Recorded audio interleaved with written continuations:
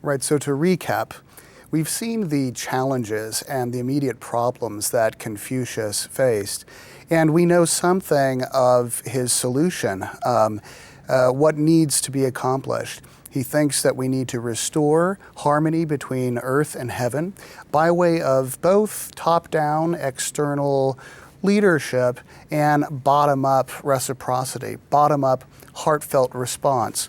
So what that means is that there's a significant role for the ruler.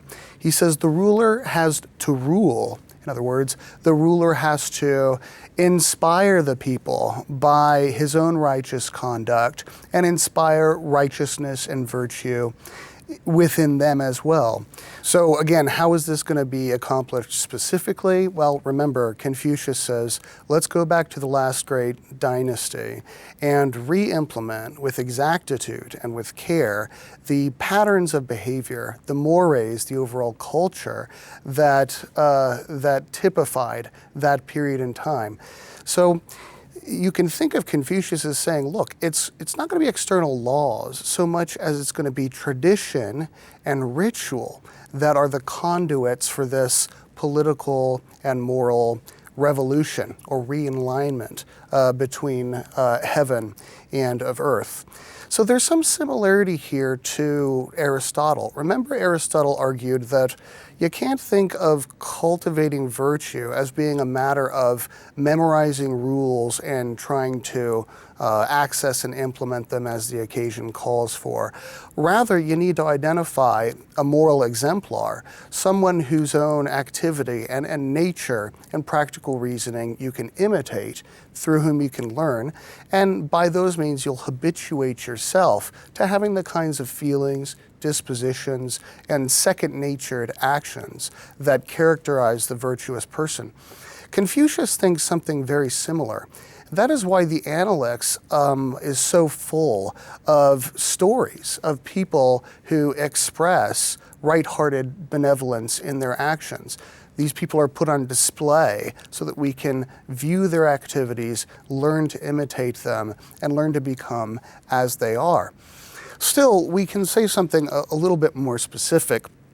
The central Confucian virtue that Confucius says we all need to cultivate is called Ren. Think of Ren as being human-heartedness, as a kind of general benevolence. It's human nature at its finest, as in when we say that somebody is acting truly humane, okay? So that is the concept of Ren. Now, this concept is something of a general concept because of the fact that a person, an individual, is defined primarily by the role that they occupy. So here's what I mean by that. You know, when you look back at Plato or other philosophers, they might say the human being is essentially a soul and is marked by these intrinsic properties. And that's all very individualistic from a Confucian point of view.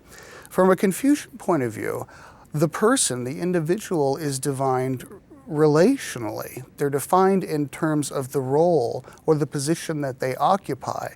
So you are not just a soul or something like that. You are a daughter. You are a ruler. You are an educator. And what that means is it means something to be a daughter. It means something to be a ruler.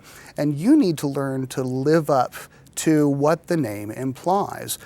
So the only way to reach Ren, to express human-heartedness in a general matter, is to pay careful heed to what position you occupy and the sorts of standards you ought to live up to. So this is where the other subsidiary virtues of Li and Yi emerge. Li designates the appropriate external propriety that should mark your behavior in accordance with the role that you occupy. And Yi you can think of as being a more specifically tailored or directed form of internal feeling that is, again, appropriate to the occasion and to the person with whom you're interacting. So again, I ought to behave very differently to my wife than I behave with my children, and I should behave in a still different way to my ruler, to my employer, to those under my care, and so forth. All of these things, all of these concepts and directives are given quite a bit of filling out, given quite a bit of exposition in the Analects, and primarily it is by way of imitation of Confucius and other persons who exhibit the kind of human-heartedness and benevolence that he holds up for us to pursue.